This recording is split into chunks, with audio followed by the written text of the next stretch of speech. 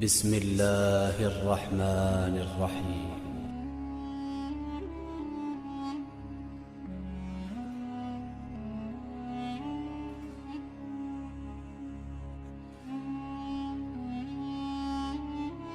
نبی کریم صلی اللہ تعالیٰ علیہ وسلم کا ارشاد ہے کہ جب میری امت یہ 15 کام کرنے لگے گی تو اس پر بلائیں نازل ہونے لگیں گی۔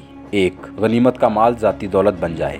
2. امانت ایسی ہو جائے جیسا مال غنیمت۔ 3. زکوٰۃ ادا کرنا تاوان سمجھا جائے، یعنی جیسے تاوان ادا کرنا مصیبت ہوتا ہے ایسے ہی زکوٰۃ ادا کرنا تاوان مصیبت بن جائے۔ 4 اور 5. بیویوں کی فرما برداری کی جائے اور ماں کی نافرمانی کی جائے۔ دوستوں اور یاروں سے نیکی کا برتاؤ کیا جائے اور باپ کے ساتھ ظلم کا برتاؤ کیا جائے۔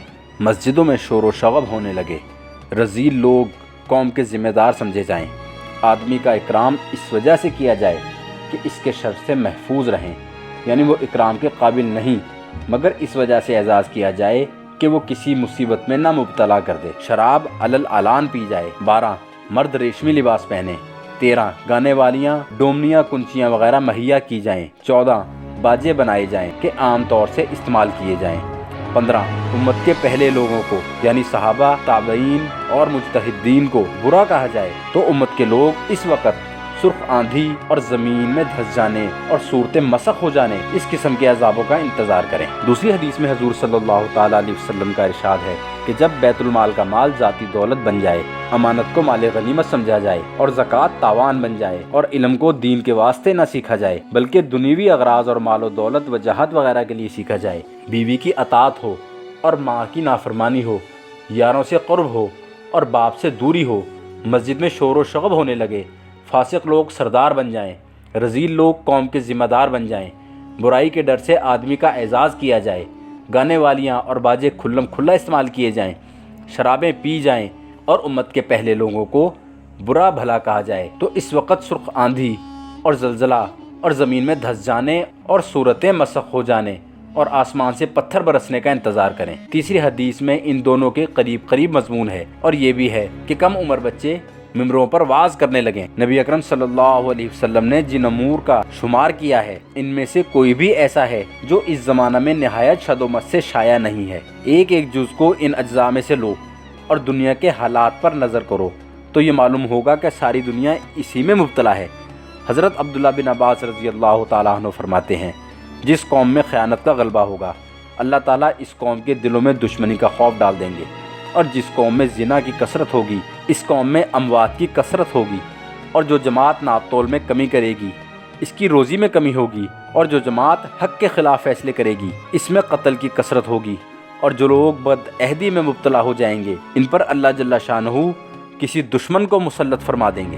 حضرت ابن عمر رضی اللہ تعالیٰ عنہ فرماتے ہیں کہ حضور صلی اللہ تعالیٰ علیہ وسلم ایک مرتبہ خاص طور سے متوجہ ہوئے اور ارشاد فرمایا، اے مہاجرین کی جماعت، 5 چیزیں ایسی ہیں کہ جب تم ان میں مبتلا ہو جاؤ گے اور خدا نہ کرے کہ تم ان میں مبتلا ہو تو ان کے عذاب مسلط ہو جائیں گے۔ ایک یہ کہ جس قوم میں فاحشہ یعنی زنا وغیرہ کھلم کھلا ہونے لگے، اس میں طاعون اور ایسی نئی نئی بیماریاں ہوں گی جو پہلے کبھی نہ سنی ہوں گی، اور جو جماعت ناپ تول میں کمی کرے گی وہ قحط اور مشقت اور بادشاہ کے ظلم میں مبتلا ہوگی، اور جو لوگ زکوٰۃ روکیں گے ان سے بارشیں بھی روک لی جائیں گی۔ اگر بے زبان جانور نہ ہوں تو ذرا بھی بارش نہ برسائی جائے مگر جانوروں کی ضرورت سے تھوڑی بہت ہوگی۔ جو لوگ اللہ اور اس کے رسول صلی اللہ علیہ وسلم کے عہد کو توڑیں گے وہ دشمنوں میں گھر جائیں گے، اور جو لوگ ناحق کے احکام جاری کریں گے وہ خانہ جنگی میں مبتلا ہوں گے۔ یہ مضمون تو متعدد روایات میں آیا ہے کہ زنا کی کثرت فقر کو پیدا کرتی ہے۔ ایک حدیث میں نبی کریم صلی اللہ علیہ وسلم کا ارشاد ہے کہ جو قوم بد عہدی کرتی ہے اس میں آپس میں خون ریزی ہوتی ہے، اور جس قوم میں فحش یعنی زنا وغیرہ کی کثرت ہوتی ہے اس میں اموات کی کثرت ہوتی ہے، اور جو جماعت زکوٰۃ روک لیتی ہے ادا نہیں کرتی اس سے بارش روک لی جاتی ہے۔ ایک حدیث میں ہے کہ جن لوگوں میں رشوت کی کثرت ہوتی ہے ان کے دلوں پر روب کا غلبہ ہوتا ہے کہ وہ ہر شخص سے مروب ہوتے رہتے ہیں۔ حضرت کعب رضی اللہ تعالیٰ عنہ کہتے ہیں کہ اس امت کی ہلاکت بد عہدی سے ہوگی۔ ایک حدیث میں نبی کریم صلی اللہ علیہ وسلم کا ارشاد نقل کیا گیا ہے کہ اس امت میں ایک جماعت رات کو کھانے پینے اور لہو لعب میں مشغول ہوگی اور صبح بندر اور سور کی صورتوں میں تبدیل ہو جائے گی، اور بعض لوگوں کو زمین میں دھنس جانے کا عذاب ہوگا۔ لوگ کہیں گے کہ آج فلاں خاندان دھس گیا اور آج فلاں گھر دھس گیا، اور بعض لوگوں پر آسمان سے پتھر برسائے جائیں گے جیسے قوم لوط پر برسائے گئے تھے، और बाज़ लोग आंधी से तबाह होंगे। और ये सब क्यों होगा? इनकी हरकतों की वजह से, शराब पीने की वजह से, रेशमी लिबास पहनने की वजह से, गाने वालियाँ रखने की वजह से, सूद खाने की वजह से और कता रहमी करने की वजह से। हाकिम ने इस हदीस को सही लिखा है। एक हदीस में है कि जिस अतात का सवाब सबसे ज़्यादा जल्दी मिलता है वो सिला रहमी है। हत्ता कि बाज़ घराने वाले गुनाहगार होते हैं, लेकिन सिला रहमी की वजह से इनके माल बढ़ जाते हैं और औलाद की भी कसरत हो जाती है। और सबसे ज़्यादा जल्द अजाब लाने वाला गुनाह जुल्म और झूठी कसम है।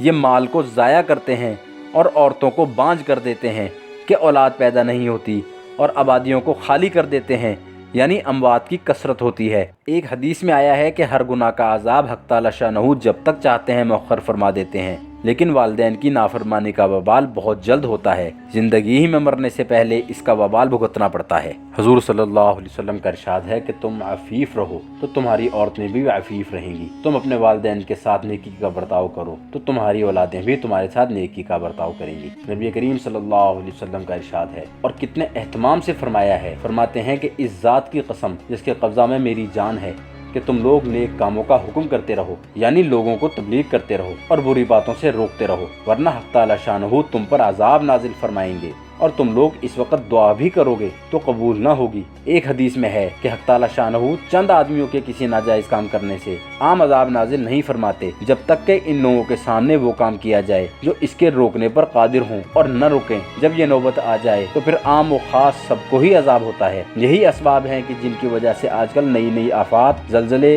तूफान, कहत, रेलों का टकराना वगैरह ऐसे ऐसे हवादिस रोज़मर्रा के हो गए हैं जिनकी हद नहीं। नए नए अमराज, नए नए मसाइब ऐसे रोज़ अफजू हैं जो पहले कभी बरसों में भी नहीं पेश आते थे। और चूँकि अमर बिल मारूफ व नही अनिल मुनकर का दरवाज़ा भी तकरीबन बंद है, इसलिए दुआओं के कबूल होने की उम्मीद भी मुश्किल है। नमाजों के बाद दुआओं का ऐलान कर देने से क्या किफ़ायत हो, जबकि दुआ कबूल न होने के हम असबाब खुद इख्तियार करें। बहुत सी अहादीस में वारिद है कि नबी करीम सल्लल्लाहु अलैहि वसल्लम ने रिश्वत लेने वाले और रिश्वत देने वाले पर लानत फरमाई है। अब देखें कि कितने आदमी इस बला में मुब्तला हैं और जिन पर अल्लाह का सच्चा और मकबूल रसूल लानत करे, इनका क्या हशर होगा। एक हदीस में है कि जुल्म न करो कि तुम्हारी दुआएं कबूल ना होंगी। दूसरी हदीस में है कि अल्लाह जल्ला शानहू जालिम को मोहलत देते हैं, शायद बाज आ जाए, लेकिन जब पकड़ते हैं तो फिर वो छूट नहीं सकता।